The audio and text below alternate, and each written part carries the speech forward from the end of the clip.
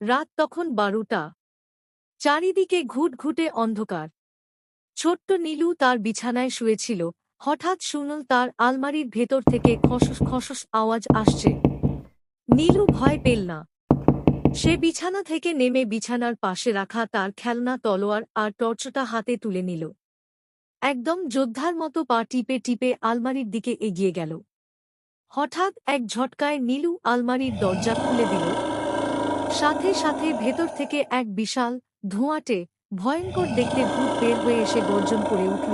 ব্রর! নীলু বিন্দুমাত্র না ভয় পেয়ে তলোয়ার উঁচিয়ে গম্ভীর গলায় বলল, থামুন। ভূতটা ভয় পেয়ে একদম স্থির হয়ে গেল। নীলু তখন পকেট থেকে বের করল একটা চকচকে জাদুর লজেন্স আর বলল, তুমি কি না খেয়ে আছ? তাই তো আমার আলমারিতে ঢুকেছ। ভূতটা লজ্জা পেয়ে তার আসল রূপ নীলসে আসলে একটা ছোট্ট জাদুকরি কাঠবিড়ালি। খিদে সে এতই দুর্বল ছিল যে ভয় দেখাতে গিয়ে উল্টো নিজেই ভয় পেয়ে গিয়েছিল। নীলু তাকে লজেন্স দিল আর খুশি হয়ে কাঠবিড়ালিটা নীলুকে তার পিঠে বসিয়ে সারা ঘর ঘুরিয়ে বেড়াল।